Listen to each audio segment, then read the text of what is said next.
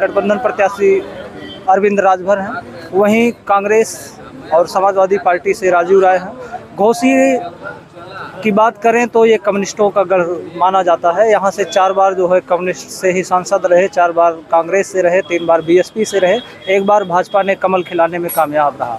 लगातार यहाँ 13 बार बातचीत की जाए तो राय ही समाज का कब्जा रहा। कभी चौहान, कभी राय, कभी राजभर ही रहे। आइए घोसी की जनता है, घोसी से ही बात करेंगे। क्या नाम हो भैया? अजीत यादव, पूर्व अध्यक्ष इलाहाबाद विश्वविद्यालय, प्रवक्ता समाजवादी पार्टी। क्या माहौल है यहाँ?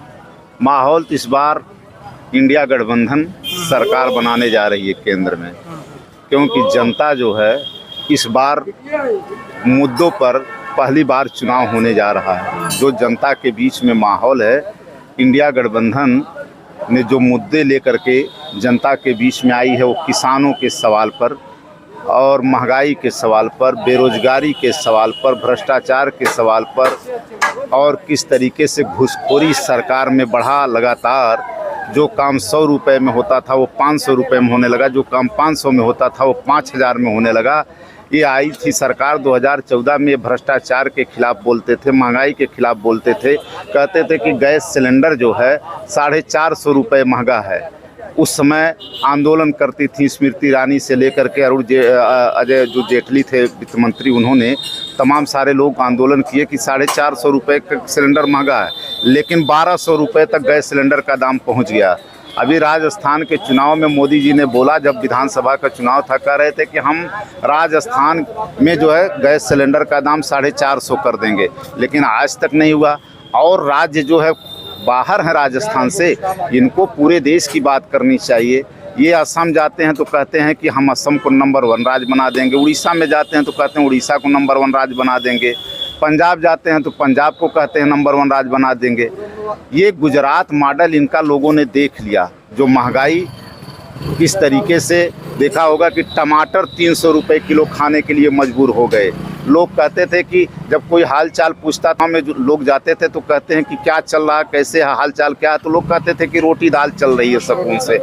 आज दाल भी किस तरीके से महंगी हो गई, 180 रुपये किलो, 200 रुपये किलो तक की दाल लोग खरीद रहे हैं। जीरा जिसका लोग तड़का मारते थे, मसाले में काम आता था, वो 200-300 रुपये किलो था। 1000 रुपये, 1200 रुपये किलो जीरा बिकने लगा। मसालों का दाम बढ़ गया। तो ये सरकार हर तरफ से फेल्योर है महंगाई कंट्रोल करने में।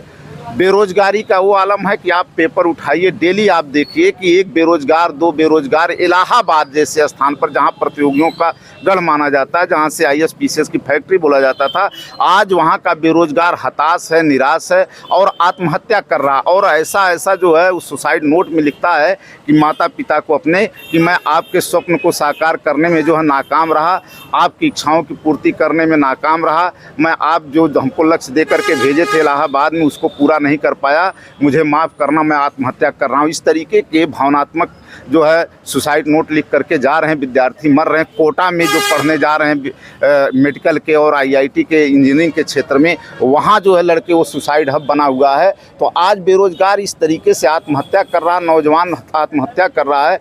नौजवानों के सामने बड़ी विकट स्थिति है कि किस तरीके से पेपर आउट कर दिया जा रहा है। वो साल भर तैयारी करते हैं, आवेदन निकलता है, भरते हैं पेपर और पेपर आउट हो जाता है, रद्द हो जाता है। तो बताइए वो माँ बाप पे खर्चा जो पड़ता है, 2000-3000 रुपये एक विद्यार्थी का खर्च होता है, उस खर्चा का हिसाब कोई देने वाला है? अब तक 11 पेपर आउट हो चुके। नीट का पेपर अभी जल्दी आउट हो गया, पुलिस का पेपर आपने देखा आउट हो गया। योगी बोलते हैं जा कर के मंचों पे कि हमारे यहाँ बेरोजगारी नहीं, किसान खुशहाल है। किसान खुशहाल इसी तरीके से है कि अजय मिश्रा, टेनी गृह मंत्री का लड़का, जो है किसान के ऊपर जब आंदोलन करते हैं तो थार गाड़ी चढ़ा करके मार डालता है। इसी तरीके से किसान खुशहाल है। आज तक किसानों के गन्ने का मूल्य एक बार केवल मात्र बढ़ाया गया है। 7 साल की सरकार यहाँ हो गई, 10 साल की केंद्र की सरकार हो गई, और महंगाई किस तरीके से बढ़ गई है। तो बेरोजगारी और महंगाई बहुत बड़ा मुद्दा है इस देश में। भ्रष्टाचार बहुत बड़ा मुद्दा है। गांव-गांव लोग जनता के बीच में त्राहिमाम मचा हुआ। इस बार सरकार बदलना चाहते हैं। और भाई देखिए, ये जनता ने चुनाव तो इनको हरा दिया है, जनता ने तो मूड बना लिया है। ये छल से, कल से, बल से चुनाव जीतना चाहते हैं। चुनाव आयोग को आगे करके चुनाव आयोग किस तरीके से वोट का परसेंटेज बढ़ाता है। सुप्रीम कोर्ट ने जब इनसे मांगा कि आप बताइए कि वोट का परसेंटेज कितना है, तो इन्होंने देने से मना कर दिया कि हम ये नहीं दे सकते हैं। क्यों भाई, आप हरियाणा के मेयर के चुनाव में जो मजीद था चुनाव अधिकारी, किस तरीके से इन पर मेहरबान होकर के इनके कैंडिडेट को 8 जो है कैंडिडेटों का, वो 8 लोगों का जो अवैध घोषित करके जिताने का काम किया था। ये तो कहिए कि सुप्रीम कोर्ट ने लोकतंत्र को बचाने का काम किया, वहाँ पे आप कैंडिडेट को बैठाने का काम किया।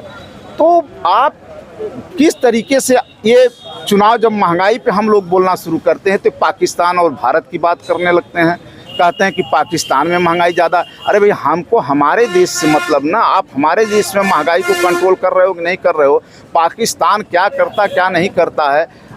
पिछली बार इन्होंने शहीदों के नाम पे वोट मांगा, पैरामिलिट्री के 40 जो पुलवामा के शहीद मरे थे, आज बताइए उनकी पेंशन है? उन 40 परिवार के घरों के लोगों को पेंशन मिलता है कि उनके बच्चे कैसे पढ़ते हैं, किन स्थितियों में उनको पेंशन मिल रहा है? नहीं मिल रहा है। तो आज कर्मचारियों के जो बुढ़ापे के लाठी का सहारा हुआ करता था, बीमार हो जाए बूढ़ा तो उसकी दवाई में काम आता था वो पैसा, आज जो है अपने बच्चों की परवरिश कर लेता था उस पेंशन से, आज उनकी पेंशन बंद कर दी गई है। राजस्थान में कांग्रेस ने पेंशन को बहाल किया, इनकी सरकार बनी, इन्होंने पेंशन फिर खत्म कर दिया, पुरानी पेंशन ओपीएस को खत्म कर दिया। तो ये केवल बरगलाने का काम कर रहे हैं। कभी ये मंगल सूत्र पर आ जा रहे हैं, कभी मंदिर मस्जिद पर आ जाते हैं, कभी कब्रिस्तान और शमशान पर आ जाते हैं, और कभी ये बोलने लगते हैं कि जिनके ज़्यादा परिवार के लोग हैं, उन बच्चे हैं, उनको जो है दे दिया जाएगा, जो है आपका जो सोना है, आपका जो संपत्ति है, उनको देने का काम कर दिया जाएगा। दो भैंसें जिनके पास है उनकी 1 भैंसें दे दी जाएंगी। यहाँ तक बोल रहे हैं कि अगर इंडिया गठबंधन की सरकार बन जाएगी तो बिजली काट दिया जाएगा, आपके घरों से टोटी उखाड़ करके लेके चले जाएंगे। तो यार बताओ, ये कौन सी बात होती है? एक देश के प्रधानमंत्री को ये भाषा, मतलब इस तरीके से अमर्यादित भाषा बोल रहे हैं। मुद्दों पे लड़िए, आपने जो काम किया उसको बोलिए ना जनता के बीच में, हमने एक काम किया है। आप जनधन खाता तो खुलवा दिए, 15 लाख देंगे, नौजवानों को देने में नाकाम रहे। तो ये रेल जो स्टेशन थे उसको प्राइवेटाइजेशन करने का काम कर रहे हैं, उसको जो है निजीकरण करने का काम कर रहे हैं, एयरपोर्ट को निजीकरण हाथों में देने का काम कर रहे हैं। यहाँ तक बेसिक शिक्षा में भी इन्होंने प्रयोग किया था एनजीओ के माध्यम से कि कुछ स्कूलों को प्राइवेट हाथों में दे दिया जाए। जो मिलिट्री के स्कूल हैं देखिए, उसको प्राइवेट हाथों में देने का